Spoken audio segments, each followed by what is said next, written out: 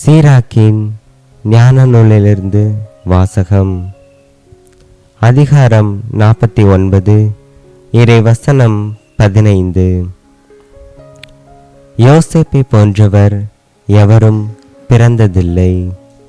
அவர் சகோதரர்களின் தலைவராகவும் மக்களின் ஊன்றுகோலாகவும் திகழ்ந்தார்.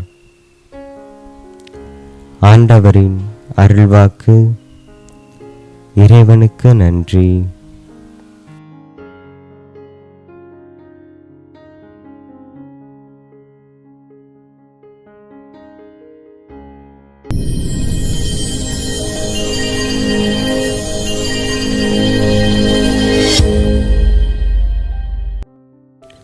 சகோதர உறவை பேணுவோம்.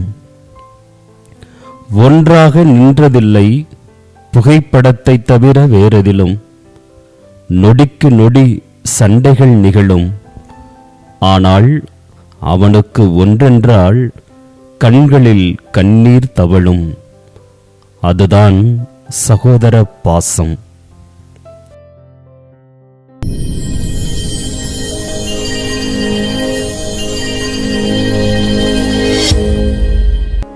கடந்து வந்த பாதையை நான் திரும்பி பார்க்கிறேன்.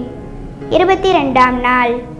உலகின் உன்னத உறவு, சுயநலமில்லாத உறவு, ஆதரவாய் தோள் கொடுக்கும் உறவுதான் சகோதர உறவு. சகோதர உறவு சாதாரணமானது அல்ல. அண்ணனை அப்பா ஸ்தானத்திலும் தம்பியை மகனாகவும் பாவிக்கும் புனித உறவு. சகோதர பாசம் துரோகம் இழைக்காது. என்றும் எச்சூழலில் அசைக்க முடியாத நம்பிக்கையை தரும் உறவு. அதிகமாக பேசிக் கொள்ளாவிட்டாலும் அதில் மற்ற உறவுகளை விட அதிகமாக பாசங்களை நிறைந்திருக்கும். அண்ணன் தம்பி பாசம் என்பது பூமியில் இருக்கும் காற்று போன்றது. இருப்பது தெரியாது, ஆனால் எங்கும் நிறைந்திருக்கும். குடும்பத்தை ஒற்றுமையுடன் வழிநடத்த சகோதர உறவு மிகவும் அவசியம். சகோதரர்கள் பாசத்துடன் இணைந்திருக்கும் வரையில் குடும்பத்தில் உறவும் நீடித்து ஒற்றுமையுடன் இருக்கும். எனவே இந்த உலகம் பணமில்லாத ஒருவனை அனாதை என்று சொல்வதில்லை. உறவுகள் இல்லாத ஒருவனை அனாதை என அடைமொழி தரும். சகோதர உறவின் உன்னதத்தை உணர்வோம். இத்தவக்காலத்தில் இருந்து உறவு முறையின் புனிதத்தை நம் குழந்தைகளுக்கு கற்றுக் கொடுப்போம்.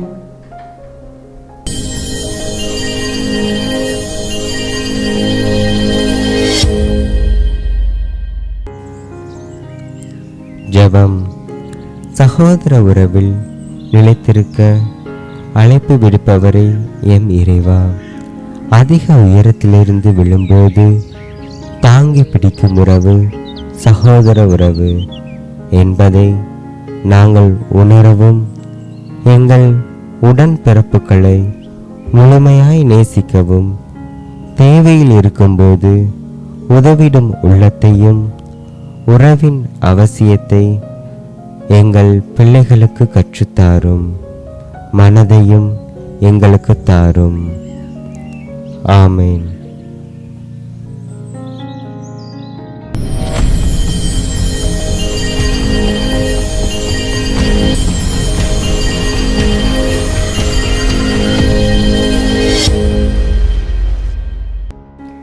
கிறிஸ்துவில் பிரியமான சகோதர சகோதரிகளே, பெற்றோர்களே, அன்பு குழந்தைகளே, கடந்து வந்த பாதையை நான் திரும்பி பார்க்கிறேன் என்னும் தவக்கால சிந்தனையின் இன்றைய நாளில் உங்களுக்கான கேள்வி: அண்ணன் தம்பி பாசம் என்பது எதை போன்றது?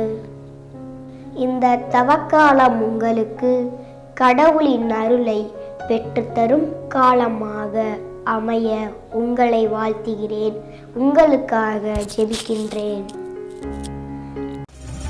உனக்காக மரித்தேனே, எனக்காக நீ என்ன செய்தாய்? எனக்காக நீ என்ன செய்தாய்?